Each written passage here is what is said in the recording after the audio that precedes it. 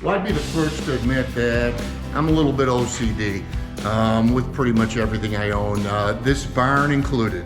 You know, a lot of it is just because I feel so blessed to be able to have it, that I feel the responsibility to take care of it, keep it up, keep it organized. It's not now. I'll show you in just a second. Some of you may think, oh geez, it looks great, it looks fine. It's not. When the barn was built, you know, of course I moved everything in here from the shop that I had in the basement of my house. And now that I've been operating out of here for a few months, I see that it's not as efficient as I want it to be. So this is going to be about organizing your pole barn. I would love some comments and feedback from you guys, some additional suggestions, things that you've done. I'll show you what I've got now, and then I'm going to completely go through the barn, reorganize and make it more efficient. Thanks for joining us, really appreciate it. I really hate to ask, but if you enjoy our channel, please give us a thumbs up. That's how YouTube determines if our videos are seen or not seen, and we sure love doing them for you guys. So, you know, once again, a quick thumbs up would just be great. Thank you very much. So some of the issues that I have is just simply organizational problems. If you look, you could see that I've got the doors off of the cab, which I do, you know, once we get into late spring, and they are leaned up right over there along with a cooler. What I need to do is I need to find someplace, some way to be able to hang up those doors to get them out of the way. And then as we go throughout the shop, again, it's not glaring, but it's just not as organized as I'd like. One issue that I have is the box blade is just a bit wide for the pallet. I want to do something about that. Here's kind of the fueling area. And then I've got the forks and the ballast box and the spreader set there. And reason that's empty is because the tiller's on the tractor right now. This gets tight here when I've got to back into this area with the tractor. Anything along here, you know, just proves to be an issue. And again, you know, it's not glaring, but it needs some major reorganization, needs to be opened up and made more efficient. And well, that's what I'm going to do right now. And thanks for joining us.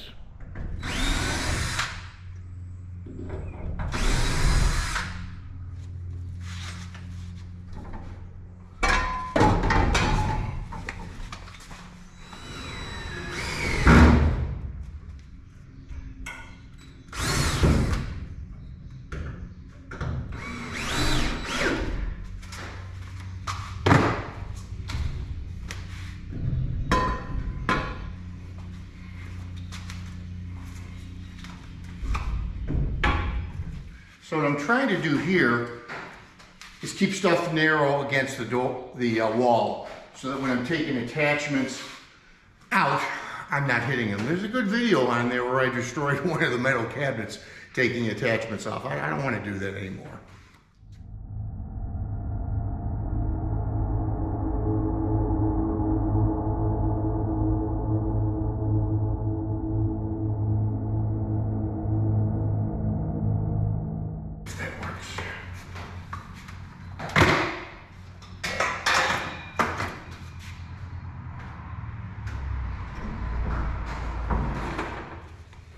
So here what I'm going to do is to remove these chains, actually relocate them down closer to the pallet rack, so that I can slide all these cabinets down, so we don't destroy cabinets like you just saw in that video just a couple minutes ago.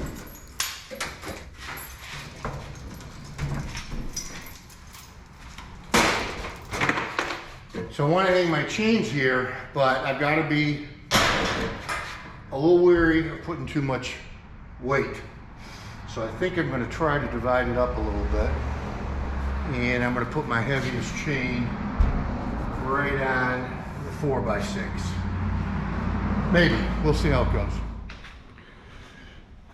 All right, so this is more what I was looking for. Again, what I'm trying to do is trying to keep as much as I can inside the 4x4s. The challenge is that when I'm getting attachments off the pallet rack, there just is not enough room. I think this is going to help open it up, because by moving the chains down, I can rearrange out front, which is going to give me additional room. Okay, so now by hanging the chains up, it allowed me to move everything down. And you can see the metal cabinet at the end right next to the generator. But the thing is that from this point, everything is very tight. And it isn't until you start going further down that it starts sticking out. So that's not an issue when I'm hooking up the attachment. If you look at the soil pulverizer there with the grapple and then the box blade on the top shelf, and I've still got to do something with that box blade. But we're moving along.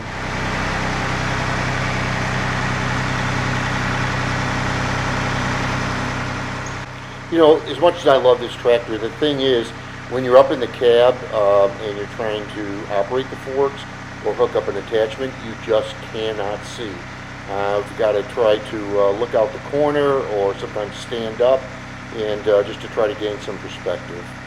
Small price to pay though, I guess.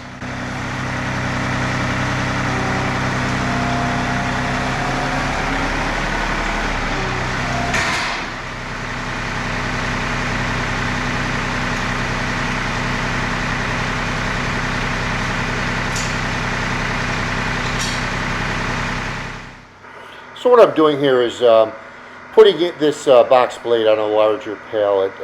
You'll see how teetery it is because a standard pallet just doesn't work on a box blade. It's just a little bit too long, doesn't have a long enough base.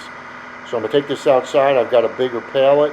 We'll swap them out and then get that thing up there, and it'll be, well, frankly, a lot safer going forward as well.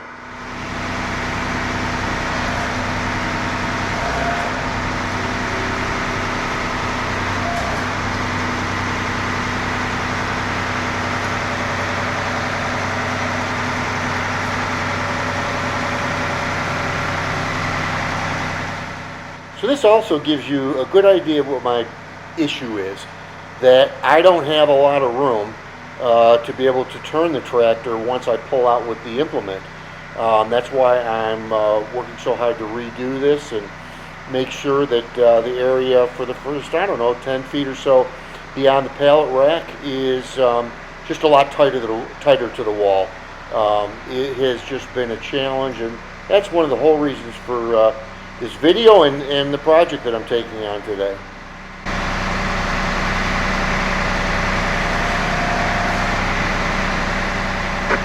Alright, so now I've got the longer pallet, and that's going to keep the box blade much more stable. I do have to tell you, if I were to rebuild this pole barn now, I wouldn't have put the back door in, the overhead door.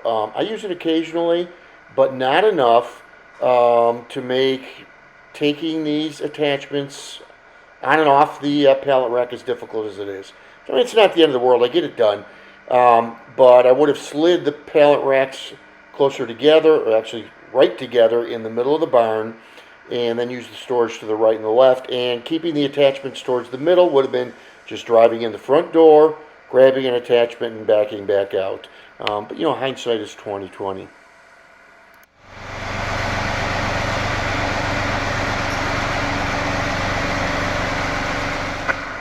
And so now, instead of having the forks laying on the ground, as you'll see, they have their own home as well. I'm all about making the barn orderly, which allows me to clean it easier, keep things safer, and just know where something is when I need to find something.